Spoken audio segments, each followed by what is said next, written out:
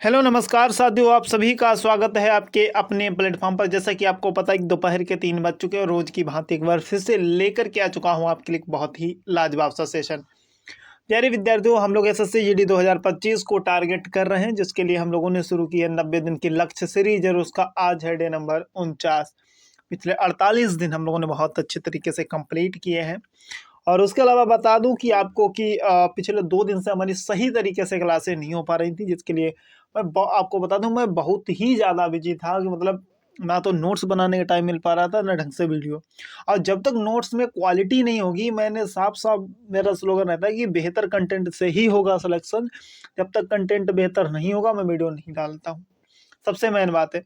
तो सबसे पहले साथियों देख लेते हैं हम लोग कि आज का लक्ष्य क्या था। तो आज के लक्ष्य की बात करूं तो ध्यान दीजिएगा, आज का लक्ष्य इस प्रकार से रीजनिंग के 40 question, previous year question, Hindi के 40 प्रीवियस ईयर क्वेश्चन और मैथ के 40 प्रीवियस ईयर क्वेश्चन हम लोग कर रहे हैं। वहीं पर बात करें, इन सभी की पीडीएफ आपको टेलीग्राम चैनल पर दी जाती है। और हिंदी में हम लोग पढ़ रहे हैं पर्यायवाची, जिसमें लगभग 100 पर्यायवाची के करीब हम लोग पहुँच रहे हैं। और आज से हमारी जो है कला एवं संस्कृति, आर्ट एंड कल्चर, एक बहुत बहुत ज़्यादा महत्वपूर्ण टॉपिक की शुरुआत हो रही है। और हिस्ट्री ज्योग्राफी पॉलिटी कंप्लीट करने के बाद आर्ट एंड कल्चर एक ऐसा पार्ट है जहाँ से बहुत ही ज़्यादा क्वेश्चन पूछे जाते हैं। वहीं पर बहुत सारे विद्यार्थी परेशान रहते हैं भैया इन सब की पीडीएफ कहाँ मिलेगी। तो पीडीएफ ज्वाइन करिए एग्जाम विजय पथ ऑफिशियल टेलीग्राम चैनल, जहाँ पर आपको पीडीएफ फ्री में मिल जाएगी। चलिए साथियों, शुरुआत करते हैं आज की क्लास की। लेकिन उससे पहले देख लेते हैं कुछ ये थंबनेल किस तरीके का लग रहा है। अगर अच्छा लग रहा है तो कमेंट करके जरूर बताना, अगर इसमें कुछ चेंजेस करना हो तो बता देना।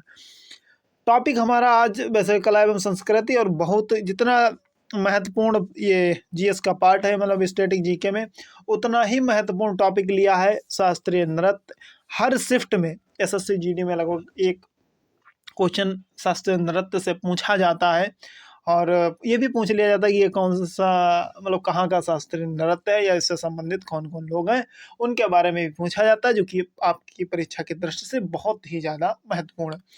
चलिए साथियों, शुरुआत करते हैं फिर आज की इस क्लास की। तो आज की क्लास यहाँ से शुरू हो रही है, कुछ ध्यान दीजिएगा साथियों। बात करें कला एवं संस्कृति।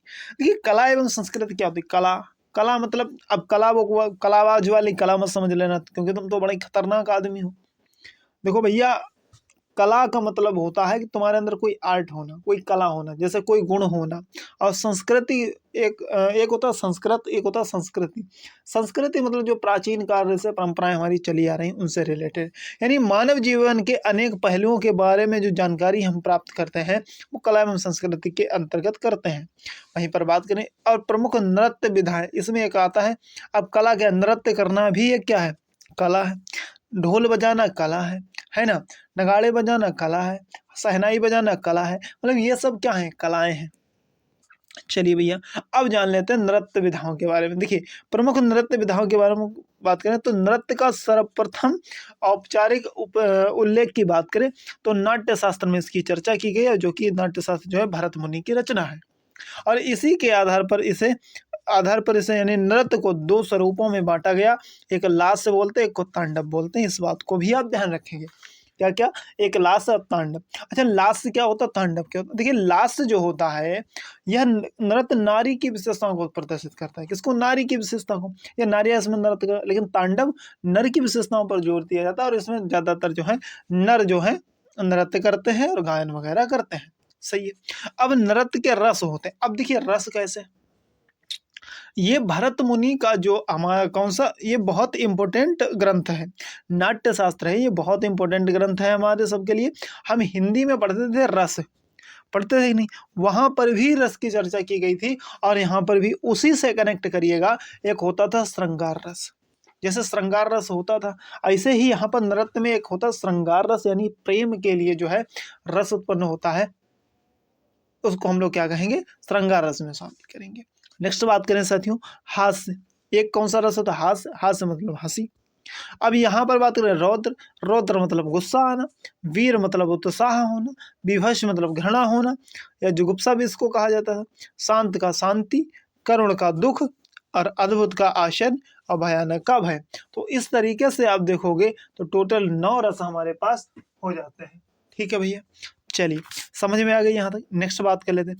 अब संगीत नाटक अकादमी के अनुसार जो शास्त्रीय नृत्य है मेरे भाई साहब, कितने, कौन, शास्त्रीय नृत्य, उनकी संख्या कितनी है वर्तमान में, 8 शास्त्रीय नृत्य हैं। कितने, 8। अब देखिए कौन कौन से, उनके बारे में देख लेते हैं सबसे पहले। तो देखिए यहाँ पर कौन सा हो गया, भरतनाट्यम, जो कि कहाँ का, ये पूछा जाता है आपसे। हमने इसको और अच्छे तरीके से लिखने का प्रयास किया, फिर इसके बारे में डिटेल से भी हम लोग पढ़ लेंगे।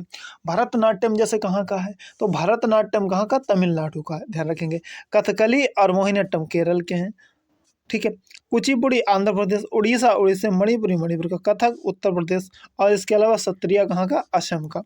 जैसे देखिए कैसे याद करेंगे, फिर अपने अपने आप से आप देख लीजिए। अब ऐसा करके आपके सामने से हटा दिया जाए। अब जैसे इसको कैसे याद कर सकते हैं आप, अब बहुत सारे विद्यार्थी होते हैं ना भैया इसको कैसे याद करना है। अब सोचो, अभी मैं थोड़ा आपको कुछ चीज़ें बता रहा हूँ, 1 सेकंड रुक जाइएगा। चलिए, जैसे ये हटा दिया मैंने यहाँ से, ये भी हटा दिया, ये भी हटा दिया, ठीक, ये भी हटा दिया, ये हटा दिए ऐसे। अब तुम उल्टे लिखो, इनको याद करने का बढ़िया बहुत लाजवाब तरीका बता रहा हूँ मैं। अब इसको अब बताओ, कुचिपुड़ी कहाँ का है, कुचिपुड़ी कहाँ का है, तो ध्यान रखेंगे कुचिपुड़ी मेरे भाई साहब कहाँ का है, बताओ आप। अच्छा कमेंट करो जल्दी से, कुचिपुड़ी कहाँ का है। 1 मिनट, ये क्या हो रहा भाई, तो डिस्प्ले पूरी चेंज हो रही है, ऊपर की नीचे है ना। अब देखिए कुचिपुड़ी, अभी मैंने क्या कहा, एपी, एपी मतलब आंध्र प्रदेश, कैसे, आंध्र प्रदेश, ठीक है। वहीं पर मोहिनीअट्टम, मोहिनीअट्टम और कथकली, मोहिनीअट्टम और कथकली दोनों कहाँ के हैं, केरल के हैं।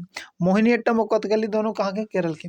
भरतनाट्यम कहाँ का है, भरतनाट्यम कहाँ का है, तमिलनाडु का, है ना। इस तरीके से याद करो, ठीक है। देखो भरतनाट्यम तमिलनाडु का, कथकली और मोहिनीअट्टम कहाँ का, केरल का, और कुचिपुड़ी कहाँ का, आंध्र प्रदेश का। 4 याद हो गए। अब नेक्स्ट पे आ जाओ, इधर आ जाओ। अब चलिए मैं फिर से यहाँ से हटाता हूँ आपके लिए, इसे हटा दो भैया, चलो यहाँ से हटाओ, इन्हें भी हटाओ, ठीक है, और यहाँ भी हटा दो। अब चलो, अब इनको भरना है अपने आप उल्टा तरीके से। अब देखो इसमें याद करने वाली कुछ ही चीज़ें याद करने वाली हैं, सब चीज़ें याद करने वाली नहीं है। देखिए उड़ीसी, देखो उड़ीसी उड़ीसा से बना है तो उड़ीसा, मणिपुरी मणिपुरी से बना मणिपुरी, कथक उत्तर प्रदेश यूपी कथक, और सत्रिया असम, सत्रिया कहाँ से, असम। अब इनको कैसे, देखो अपने हिसाब से लिखो। अब इनको थोड़ा सा, चलिए मैं आपको बता देता हूँ, अपने हिसाब से लिखो इनको। हमारे पास पहले कौन सा था, सबसे पहले भरतनाट्यम, कौन सा था, भरतनाट्यम था। फिर उसके बाद कौन सा था, कथकली, कथकली था। फिर कौन सा था, मोहिनीअट्टम, मोहिनी अट्टम, कौन सा, मोहिनी अट्टम, सही है। फिर इसके बाद कौन सा था, कुचिपुड़ी। 4 पढ़े थे हमने, कुचिपुड़ी। अब इनको कैसे लिखेंगे, देखो सुन, इनको कैसे लिखोगे मेरे भाई साहब, इनको कैसे, देखिए मैंने कहा भरतनाट्यम कहाँ का, भरतनाट्यम याद करो तमिलनाडु का, कहाँ का, तमिलनाडु का। कथकली और मोहिनीअट्टम दोनों कहाँ के, केरल के, ऐसे याद करो, है ना। कुचिपुड़ी आंध्र प्रदेश, कुचिपुड़ी आंध्र प्रदेश, ध्यान रहेगा। भरतनाट्यम तमिलनाडु, कथकली मोहिनीअट्टम केरल के, और कौन सा, कुचिपुड़ी कहाँ का, आंध्र प्रदेश का। फिर इसके बाद कौन से थे, और फिर था उड़ीसा, उड़ीसी जिसको बोलते, उड़ीसी मतलब उड़ीसा का, मणिपुरी मतलब मणिपुर का, है ना। फिर आता था कथक, कथक और कौन सा एक हो, कथक और कौन सा था, सत्रिया, कौन सा, सत्रिया। ये खूब पूछे जाते हैं, आप कैसे इन्हें याद रखोगे, सुनो। जैसे मणिपुरी, देखो उड़ीसी उड़ीसा से याद रखोगे, मणिपुरी मणिपुर से, कथक यूपी उत्तर प्रदेश, और ये असम, कहाँ से, असम, सत्रिया कहाँ से, असम से। इस तरीके से याद करो, याद हो जाएंगे, उम्मीद है याद हो गए होंगे।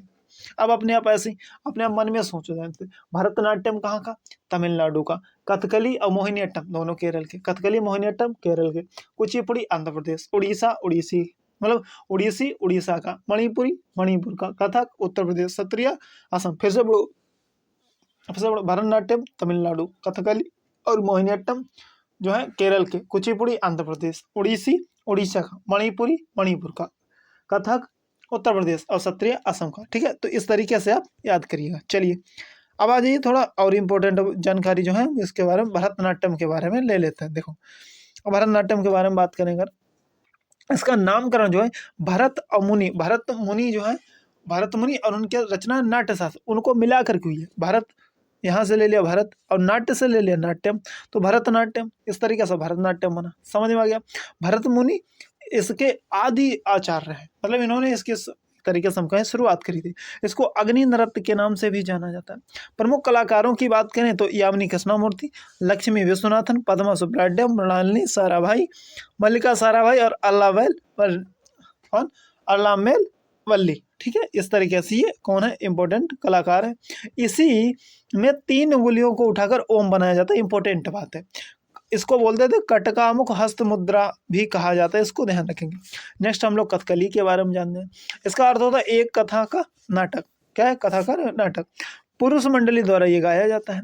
सिर पर टोपी का उपयोग किया जाता है। आपने देखा कथकली, कथकली आपने देखा होगा इस तरीके से। अभी बना दूं थोड़ी सी, अगर ना बढ़िया बने तो कोई बात नहीं।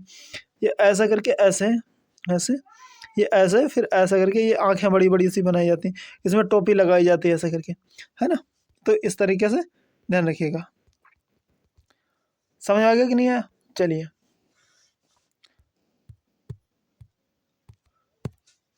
कुछ गड़बड़ हो रहा है। एक मिनट एक मिनट एक मिनट एक मिनट, डिस्प्ले में। अरे ये क्या हो रहा है भाई? शायद शायद शायद हैंग हो रही हैं चीज़ें। चलिए, इसमें अच्छा, इसमें और भी बातें आपको बता दूं। इसमें और इसमें कई रंगों का भी उपयोग किया जाता है। जैसे हरे रंग का उपयोग किया जाता है। ये कुलीनता और देवत्व का प्रतीक होता है। किसका? हरे रंग का। हरे रंग का प्रयोग इसमें होता है किसके लिए? कुलीनता और देवत्व का प्रतीक होता है।